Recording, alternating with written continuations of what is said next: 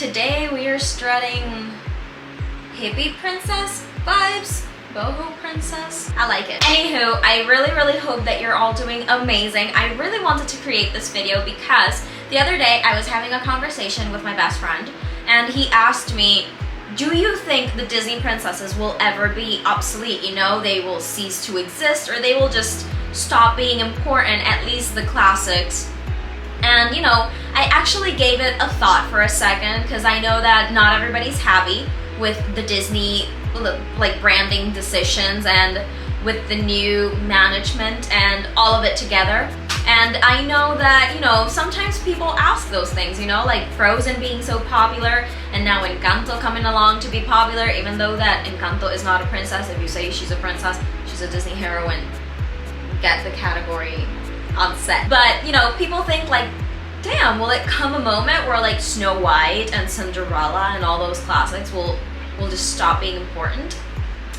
And the answer is no. I do not think the princesses will be obsolete at some point. But before I get into my argument, don't forget to follow me on my Instagram at happy.blonde.s. I interact with my followers a lot. They know absolutely everything that's going on beforehand. So if you want to stay in the royal loop, definitely follow me over there. Now, let's get back to the video. So, like I mentioned, I don't think that the Disney princesses will ever be obsolete or stop being important because look where we've been, you know? Like, look where we are with the Disney branding. Keep in mind, as much as people don't really like the decisions that maybe Disney management is taking, the Disney animated classics have lived with us for years and years and years, soon to be 100 years, because in 1923, Walt Disney actually opened up his animation studio. That's why they're going to be 100 years of animation coming up next year. And you know, the first ever animated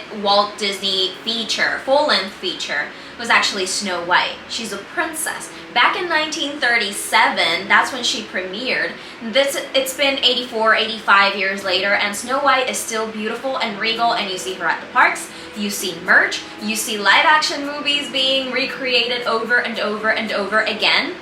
So these princesses are so much more than animated characters, you know? Some people really like to see the princesses as just like, oh yeah, they're damsels in distress, you know, oh, this is sexist because she married a man that she just met at a ball. People love to find the sexist part about absolutely everything, and they don't look beyond of what, you know, is happening. First of all, you can't say that a story is sexist when it was created in a different time with different circumstances in a different period of time. But lots of people love to say that Snow White it's a very sexist film. She was only 14 and the prince was so much older and she lived with 7 men. Listen, people, this is a very different time period, all right? Back in the day, I don't know if you guys know, but women were supposed to get married like at that age, 12, 14, you know. If you went on to 16 without getting married, you were considered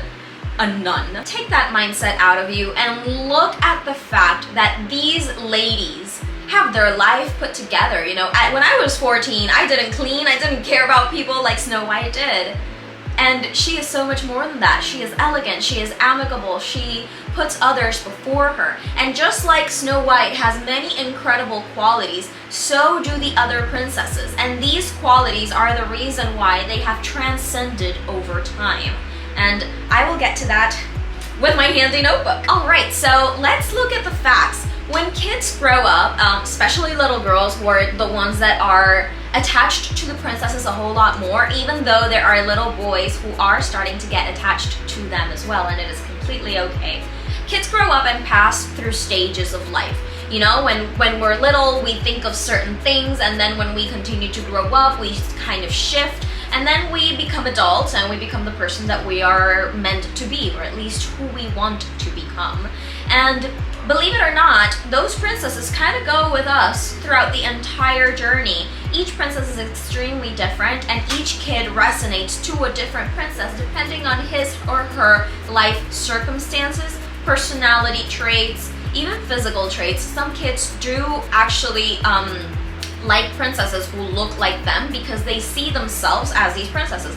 I was one of those kids. My very first princess that I fell madly in love with was actually Princess Aurora from Sleeping Beauty, because she was blonde like me and she had a pink dress just like I would have wanted to have a pink dress, and she had this handsome prince just like I would have wanted to have him.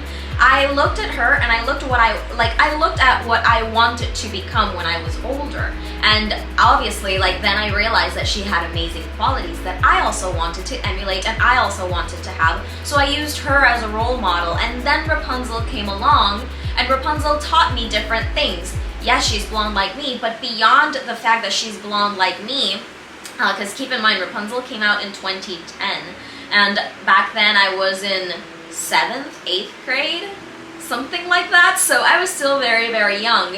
And I looked at her and she looked like me, but the thing that I fell madly in love with about Rapunzel was that she fulfilled her dreams. She went after her dreams, and she was a little bit petite. Rapunzel is a short princess, and I saw myself in that because I'm short. I'm 4'11", and I had never ever seen a princess that was short, that she was underestimated by so many people, or at least in her case by Mother Gothel and the Staventon brothers.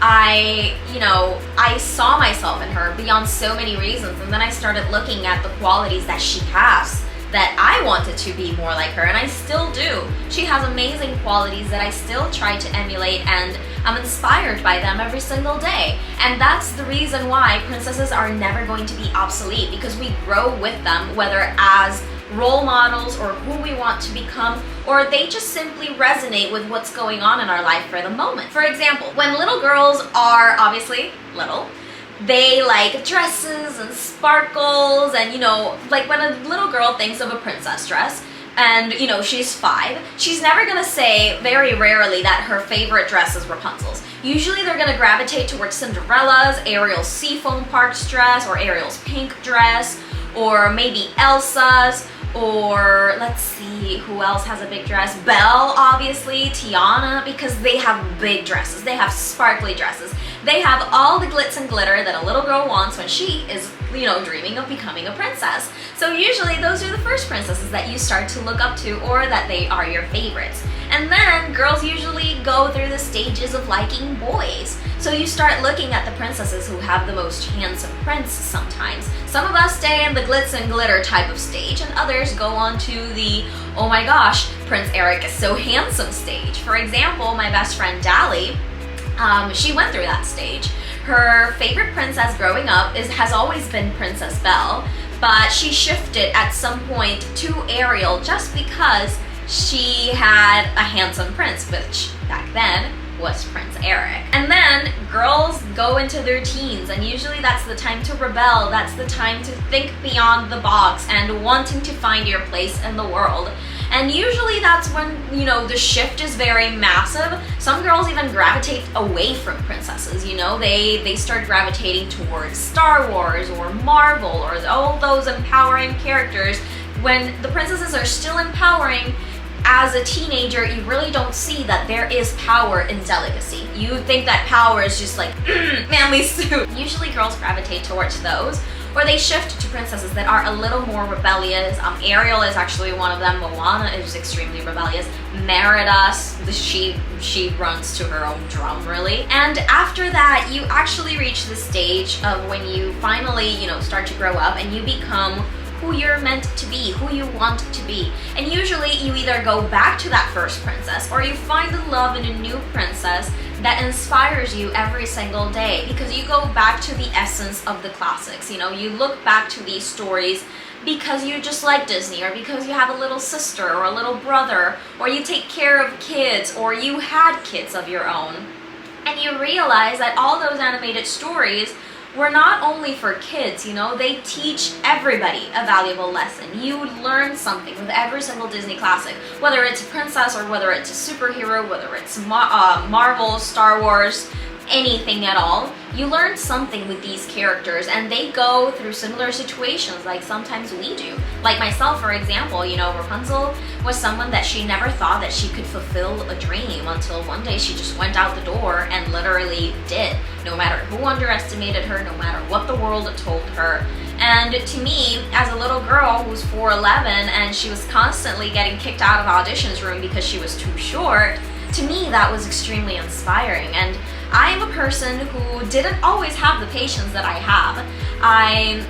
I went through some very traumatic parts of my life about 2 or 3 years ago, and I became a negative person. And looking back at Rapunzel and, you know, starting the academy and really getting hands in with Pixie Dust did really taught me all the amazing qualities that Rapunzel truly has, like so much more than just being a dreamer and being bright and being creative. Like, she's so adaptable and friendly and positive all the time. Like, she tries to look at the bright side of things, and I'm trying to be more like that, and I've shifted a lot in my personality. I've grown as a person thanks to this character. And just like me, there are plenty of other people in the world who look up to these characters and they love them. Sometimes you see a character and you just see an animated character, but for somebody else, maybe that character was what got them out of a very sticky situation or a very traumatic situation when they were younger, and they grew up with this character and they feel a certain connection, a bond, and a closeness with this character. And that's why I think that none of these princesses will ever be obsolete, because we are all extremely different, and so are they. Each one of them emulates a different energy and inspires us to do different things. For example, my friend Alexis, which is the owner of Bibbidi Bobbidi Bankrolls, she feels an incredible connection towards Elsa and Pocahontas because they are very, very empowering princesses. In my sense, I feel a connection with Rapunzel and with Aurora. I still feel that connection with Aurora because she's a lot more delicate. She is more princess-like. She definitely has that princess aesthetic, while Rapunzel is a dreamer and she's extremely creative at heart. My best friend Dali feels a connection to Belle and Anna. They kind of march to their own drum and they love to take like their own way in life and create their own stories. Each one of us has something different that we look and find in these characters. And just like us, there's plenty of people around the world, like I've mentioned. And just to give you like a little train of thought, if princesses were ever gonna be obsolete, why do you think, you know, Disney still has them out on the cavalcades? And you see them at the parks for meet and greets, and kids just absolutely love them. And I'm even gonna break your head even a little bit more. I just dare you to go on a Disney vacation and count how many little girls you see in princess dresses. It's a lot. It's definitely a lot because they're so much more than characters. They are role models and they grow with us, and they have a legacy filled with magic and wonder and happiness. And you know, it is our job as magic makers, if you are a character performer like me, to bring that legacy to life. And if you're a Disney lover, it is also our job to pass on the knowledge and the power that these characters have to the younger generations. I truly hope that you liked this video. It was extremely deep, but I definitely really wanted to touch point on that because I feel like so many people underestimate characters and they're like, oh, Disney's for kids. They're not. So next time you see an animated movie, definitely think of something different or try to look at a point or just a little detail, and you'll find that there's just so much more to it than meets the eye. And I want you all to comment, what is that princess that really, really speaks to you, you know, that bonds with you and your heart? I always say that we have 3 favorite princesses or characters, kind of like the zodiac signs, where you have like your main, your moon, and your rising, your moon, and your ascendant. So kind of like that, we also have those different personalities. So definitely comment below which ones are the princesses that you resonate with the most. Happy Blonde signing off, and I will see you all in the next one for our very first party video of the year. Bye!